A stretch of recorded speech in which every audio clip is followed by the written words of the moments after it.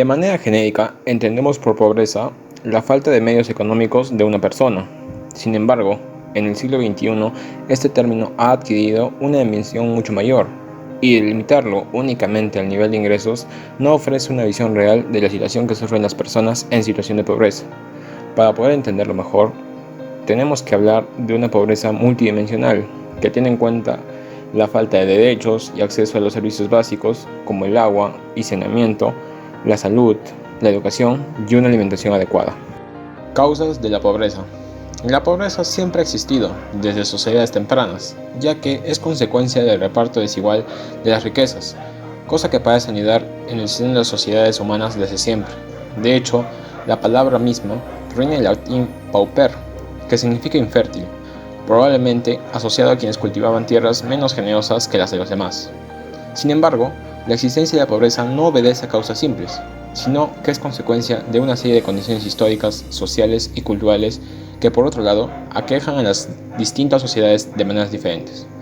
Por ejemplo, el colonialismo de las potencias europeas, que saquearon y sometieron a los demás continentes, puede verse como un factor causante de que sus antiguas colonias entraran al mundo moderno en condiciones desiguales, de falta de recursos, poblaciones diezmadas por la guerra de independencia. Cabe resaltar, en su mayor parte, sus sistemas económicos eran dependientes, lo cual prontamente se tradujo en márgenes de pobreza considerables. De hecho, muchas de las antiguas colonias son hoy parte del llamado Tercer Mundo. Además, la pobreza conlleva a menudo deficiencias educativas significativas, entre ellas la educación sexual y reproductiva, de modo que las poblaciones pobres son más propensas al embarazo precoz y a la familia no planificada. Estas condiciones disminuyen sus posibilidades de superación y reinician el ciclo de marginación y pobreza a lo largo de generaciones. Otra causa de pobreza a nivel global son las guerras y conflictos territoriales, que dejan desamparados a quienes las padecen. Refugiados, migrantes o sobrevivientes, reducidos casi siempre a condiciones de pobreza y obligados a empezar desde cero, ya sea en su país devastado o en un país ajeno, en donde no tienen nada ni nadie los conoce. Consecuencias de la pobreza. Bajo desarrollo social. En general, las sociedades con más altos márgenes de pobreza demuestran mercados de consumo más lentos, una menor inversión en cultura y, en líneas generales, un menor desarrollo como sociedad. Enfermedades. En los países donde la pobreza extrema es abundante, existen amplios sectores de la población marginados y con poco o ningún acceso a la salud pública. En estos casos es habitual la aparición de enfermedades de contagio masivo o la reaparición de enfermedades que se habían dado por erradicadas. Malnutrición. La pobreza le impide a la población infantil acceder a los niveles calóricos necesarios para crecer fuertes y sanos, elevando así los índices de mortalidad infantil y dando paso a generaciones más débiles que sus predecesoras. Criminalidad y drogas. Aunque la pobreza no tiene ningún vínculo directo y necesario con la criminalidad y la proliferación de las drogas, ni son estos dos elementos exclusivos de ella, sí es cierto que al estar en condiciones económicas y sociales desesperadas, sean los pobres los más propensos a aceptar negocios turbios a cambio de una mejoría en su ingreso económico.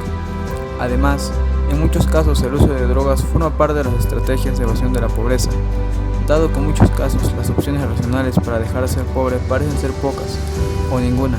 Sin embargo, esto es una consecuencia solo en algunos casos. Resentimiento social. La pobreza conduce a la exclusión.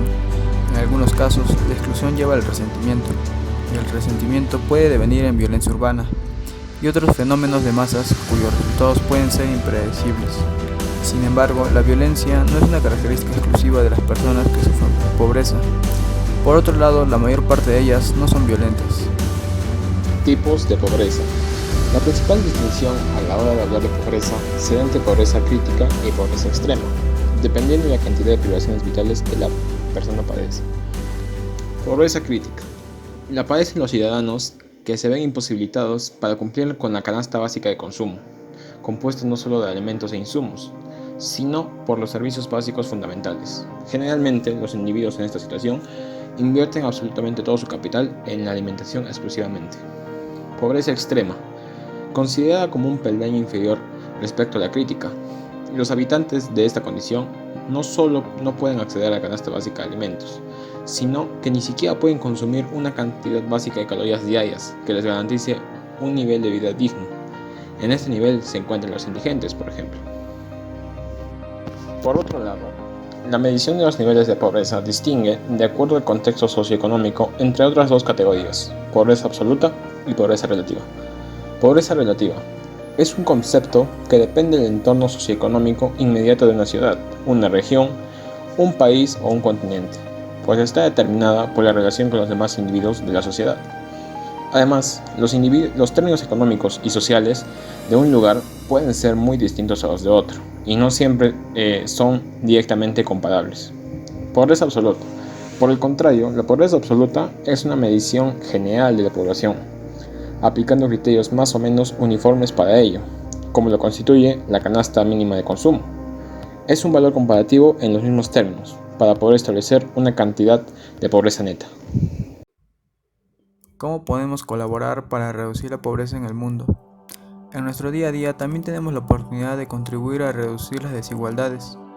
Todos podemos poner en práctica algunas acciones o adquirir sencillos hábitos que nos lleven a una sociedad más justa, como los que os exponemos a continuación. Desarrollo y nutrición en la primera infancia. Estas medidas ayudan a los niños durante los primeros 1000 días de vida, pues las deficiencias nutricionales y la falta de desarrollo cognitivo durante este periodo puede ocasionar retrasos en el aprendizaje y menor rendimiento escolar en las etapas posteriores. Cobertura universal de salud. Según el Banco Mundial, con la cobertura de servicios asequibles y oportunos de atención de la salud, se reduce la desigualdad y al mismo tiempo aumenta la capacidad de las personas para aprender, trabajar y progresar. Acceso universal a la educación de calidad. A pesar de que el acceso a la educación ha mejorado en los últimos años, ahora se necesita enfatizar en garantizar que todos los niños reciban una educación de calidad. En la educación de todos los niños se debe asignar prioridad al aprendizaje universal, los conocimientos y el desarrollo de aptitudes, así como a la calidad de los docentes. Tributación progresiva. Los impuestos progresivos equitativos permiten financiar las políticas y los programas del gobierno que son necesarios para equiparar las condiciones y transferir recursos a los habitantes más pobres. Asimismo, se pueden diseñar sistemas tributarios que permitan reducir la desigualdad y al mismo tiempo mantener los costos de eficiencia a un nivel bajo. Infraestructura rural. La construcción de vías rurales reduce costos de transporte, conecta a los agricultores con los mercados y promueve el acceso a las escuelas y los centros sanitarios. Algunas de estas medidas pueden reducir rápidamente la desigualdad de ingresos y otras generan beneficios en forma más gradual, pero ninguna es una solución milagrosa, aclaró el presidente del Grupo Banco Mundial, Jim Yong-kim. Disminuir la corrupción. La corrupción afecta a todo el país en general. Una de las consecuencias son la carencia de conciencia social, falta de educación o de una cultura del compromiso, personalidades antisociales y megalomanía, e impuestos elevados para realizar obras que salen muy costosas, pero que no lo son tanto.